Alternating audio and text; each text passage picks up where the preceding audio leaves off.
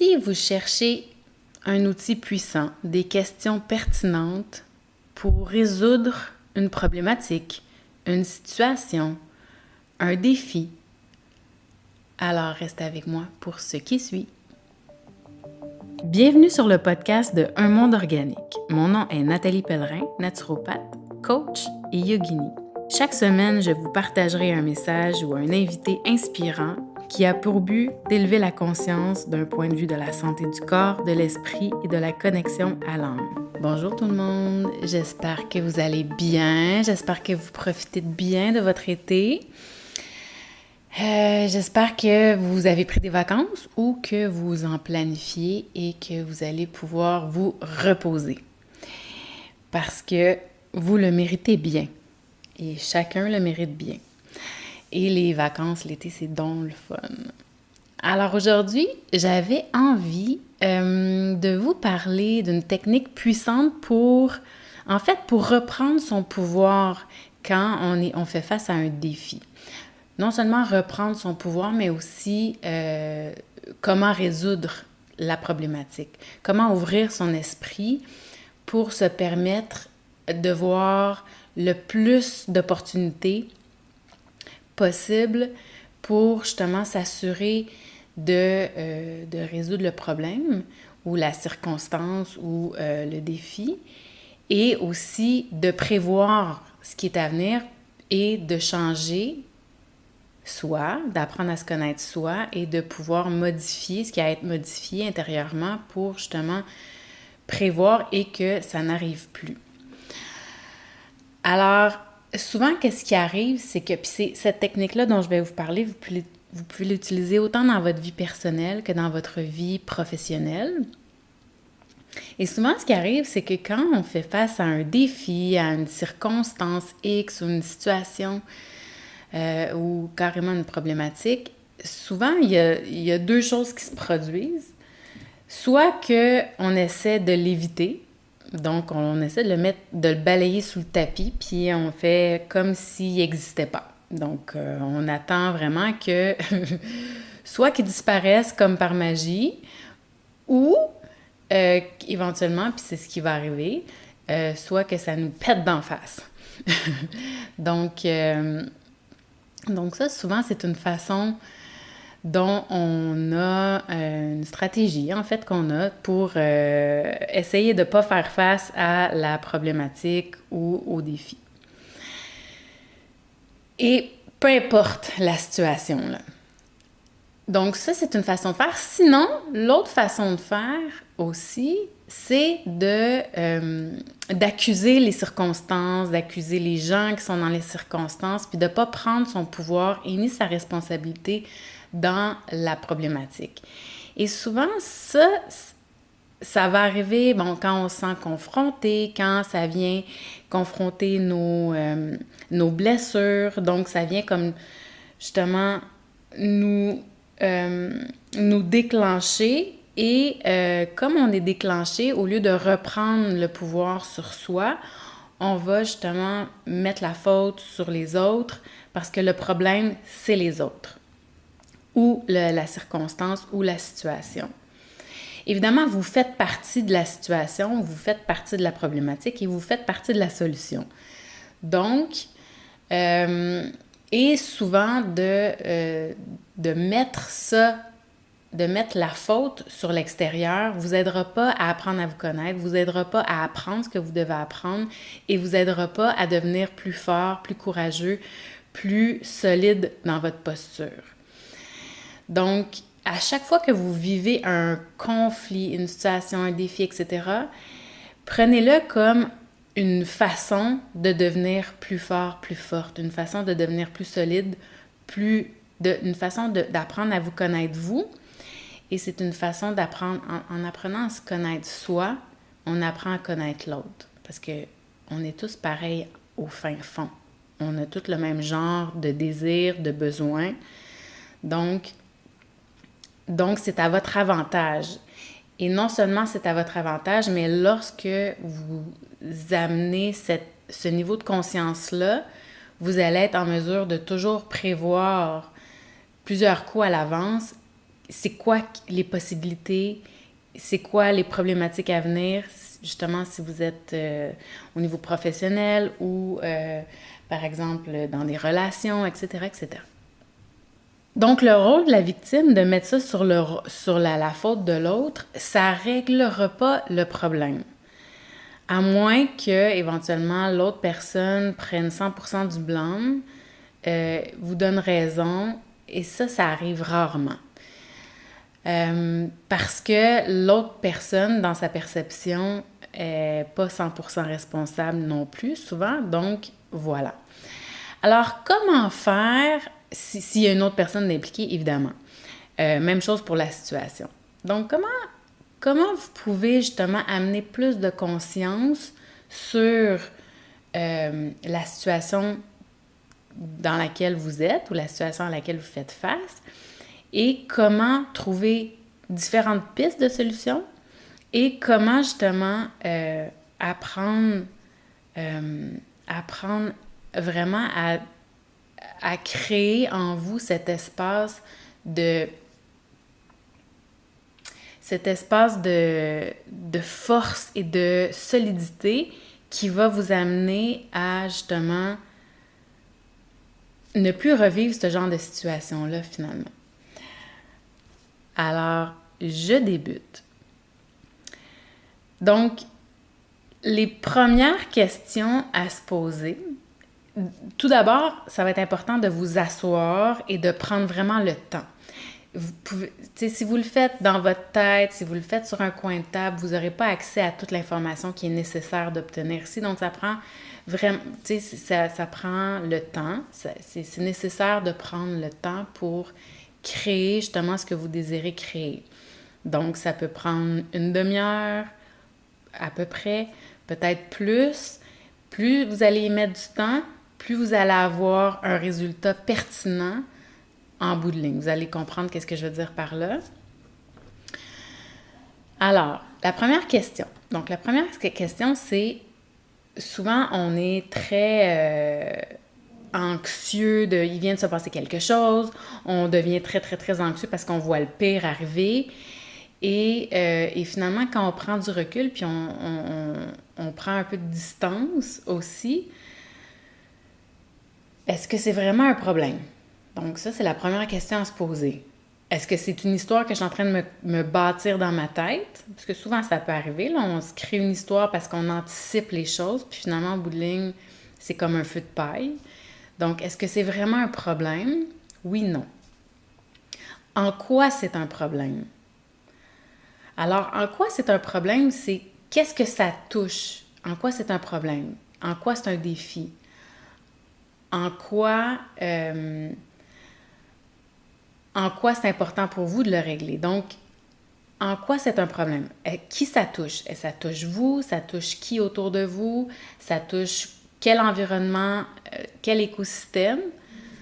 Donc ça, c'est quand même intéressant puis important de vraiment voir c'est quoi l'ampleur, en fait, aussi de la problématique. Et encore une fois, posez-vous la question, est-ce que ça touche vraiment cet espace-là dans ma vie? Oui, non?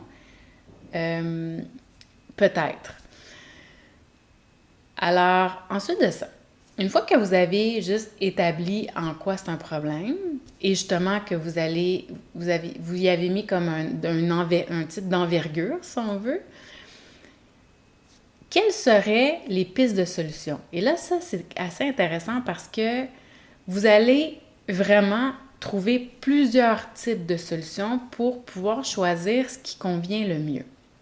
Donc, quelle serait la solution facile? Les 3 solutions faciles. Vous allez en trouver 3. Si vous en avez plus, tant mieux. Ensuite, quelles seraient les 3 solutions temporaires? Par exemple, il y a un truc urgent qui doit être réglé temporairement maintenant. Alors, quelles seraient 3 solutions temporaires? Ensuite, quelles seraient les 3 meilleures solutions avec l'information que vous avez pour le moment? Donc, quelles seraient les 3 meilleures solutions? Et finalement, quelles seraient les 3 solutions à long terme? Et quand on dit quelles seraient les solutions à long terme, c'est pour régler la situation, mais en même temps pour prévenir aussi, pour pas que ça revienne. Ou pour prévenir, on dit il vaut mieux prévenir que guérir, donc c'est dans ce sens-là. Donc évidemment, ça demande d'apprendre beaucoup sur nos comportements, nos façons de réagir, les comportements, les façons de réagir des gens qui sont impliqués, les situations, etc., les apprentissages, comment je peux garder ces apprentissages-là près de moi, par exemple. Alors voilà les pistes de solutions. Ensuite de ça, quelle est la cause de la problématique ou du défi ou de la circonstance? Donc, la cause ou les causes. Puis souvent, là, il va y avoir beaucoup de choses qui peuvent émerger d'ici. Que puis-je apprendre de moi-même? Que puis-je apprendre de mon environnement? Ou des gens qui sont impliqués dans la situation? Puis comment puis-je prévenir ce type de situation-là? Donc, comment puis-je prévenir ce type de situation? Encore une fois, ça peut soutenir aussi les solutions. Ça peut continuer d'émerger au niveau de la conscience, au niveau des solutions, parce que en vous posant ces dernières questions-là, possiblement qu'il va y avoir des nouvelles pistes de solutions aussi qui vont émerger. Donc, c'est un plan, non seulement c'est un plan de résolution de problématiques ou de conflits ou de situations particulières, mais c'est aussi un plan qui vous supporte dans votre propre évolution et dans votre éveil ou ouverture de conscience. Plus vous allez ouvrir votre esprit, plus vous allez être en mesure d'anticiper l'avenir, plus vous allez être en mesure de développer votre potentiel d'être humain, de leader conscient, que ce soit dans votre famille, que ce soit en tant qu'être humain, que ce soit en tant que professionnel. Et donc, ça va vous permettre d'améliorer vos capacités à entrevoir, même interagir avec les gens qui vous entourent ou les situations qui se présentent. Donc, évidemment, cette façon de faire-là, qui moi, je trouve qu'elle est vraiment intéressante, permet quand même de créer des résultats positifs dans tous les aspects de votre vie. Alors, et non seulement elle permet de créer des résultats positifs dans votre vie, mais elle permet de reprendre votre pouvoir. Parce que, comme on disait d'entrée de jeu, quand on fait face à un défi, à une situation, de se mettre la tête dans le sable, de faire l'autruche, ça ne réglera rien. Et ça va juste revenir toujours sous une autre forme, si jamais la personne ou la situation s'apaise, ça va revenir d'une façon ou d'une autre. Même chose quand on met, de mettre la faute sur les autres ou sur la circonstance, c'est le même principe en fait de se mettre la tête dans le sable. Donc encore une fois, la même situation, tant que vous n'aurez pas appris ce que vous devez apprendre de cette situation, de ce défi, tant que vous n'aurez pas appris, vous allez toujours revivre sous une forme ou sous une autre. Donc, en utilisant ce principe-là, de ce petit plan-là intéressant, bien déjà, ça va vous amener à créer des transformations intérieures qui vont vous permettre de changer le résultat, qui vont vous permettre de, au lieu de dire « ben voyons, comment ça arrive encore? » ou « pourquoi ça arrive toujours? » ou « encore ça? » ou « comment ça j'arrive toujours dans cette situation-là ou souvent dans cette situation-là avec telle personne ou dans telle circonstance? » Alors là, ça, c'est des bons indices justement à prendre le temps de justement faire ce petit plan-là, de vous poser les bonnes questions pour voir qu'est-ce que vous pouvez, lorsque vous êtes 100% responsable de tout ce qui existe dans votre vie, lorsque vous êtes 100% responsable de tout ce qui existe dans votre vie, alors comment vous pouvez justement amener de la conscience pour comprendre, pour vous transformer, pour pouvoir justement transformer les résultantes. Donc, si vous êtes 100% responsable de tout ce qui se passe dans votre vie, alors il s'agit d'apprendre à se connaître soi et de se transformer soi en fonction de ce qu'on a envie de créer à l'extérieur. Donc, ça revient toujours à la transformation intérieure. C'est quoi mes pensées, comment je me sens, comment je réagis, comment je me comporte, va créer un résultat. Et donc, si à partir de ces éléments-là, je peux comprendre que j'étais en réaction parce que j'ai vécu telle émotion, parce que je me suis dit que cette personne-là ou cette situation-là, c'était mauvais, par exemple. Et donc, ça a comme mis de l'huile sur le feu. Ah oui, j'ai tendance à faire ça. Donc, si avant de trouver une situation, avant de me dire intérieurement que toute situation qui me sort de ma zone de confort, c'est mauvais, et que je fais juste prendre un pas de recul et je me dis, OK, c'est une situation qui est, on peut dire, neutre. Et si la situation est neutre, comment moi, je peux réagir avec calme?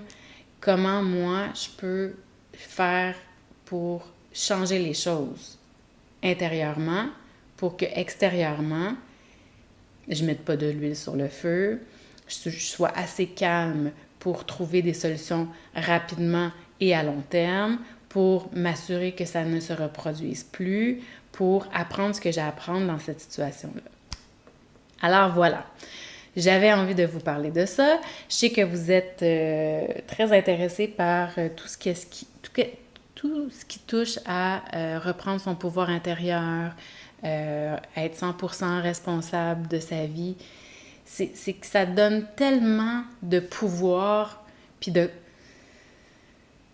quand il n'y a plus personne qui a le pouvoir sur soi, puis qu'on est complètement 100% responsable de qui on est, puis de comment on réagit, c'est la liberté, en fait, qui se trouve au bout de ce chemin-là. Évidemment, ça demande beaucoup, beaucoup d'introspection, d'exploration, d'observation de soi, c'est évident. Mais plus vous allez prendre le temps de vous observer, et comment faire pour s'observer, évidemment, ça demande d'être calme, d'avoir un esprit calme. Et pour avoir un esprit calme, ça demande de respirer, ça demande de s'assurer de gérer son stress par la respiration, la méditation, le sport, de bien dormir, de bien s'alimenter. Donc, vous voyez, l'hygiène de vie va permettre d'avoir un esprit clair. Donc, et un esprit clair et donc un esprit calme. Et donc, un esprit calme est donc une façon très simple de pouvoir devenir observateur et d'être beaucoup moins en réaction. Donc, ça, c'est la base.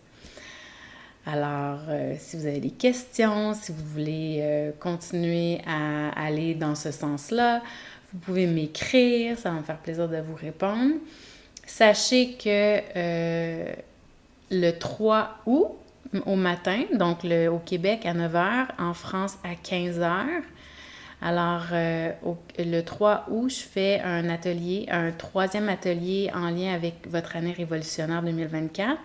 Et justement, comme l'année, on est un peu dépassé la mi-année, je pense que ça peut être super intéressant justement de remettre les pendules à l'heure puis de voir où est-ce qu'on en est par rapport à ce qu'on a mis en place depuis le début de l'année, par rapport à ce qu'on voulait créer en soi et à l'extérieur de soi cette année. Qu'est-ce qui reste à faire? Où est-ce que ça coince? Qu'est-ce qui pourrait aider justement à décoincer tout ça si c'est coincé ou si vous avez besoin juste d'un peu de clarté pour ce qui est à venir. Alors, ça va me faire plaisir d'être avec vous le 3 et ça va être sur les médias sociaux, donc ça va être en direct sur la page Facebook d'Un monde organique. Alors, je vous attends. Ça va me faire plaisir de jaser avec vous. Je mettrai sûrement le lien Zoom si vous voulez venir jaser avec moi directement sur Facebook et aussi sûrement sur Instagram. Alors, Je vous quitte sur ça. Je vous souhaite une excellente fin de semaine et au plaisir de vous retrouver bientôt.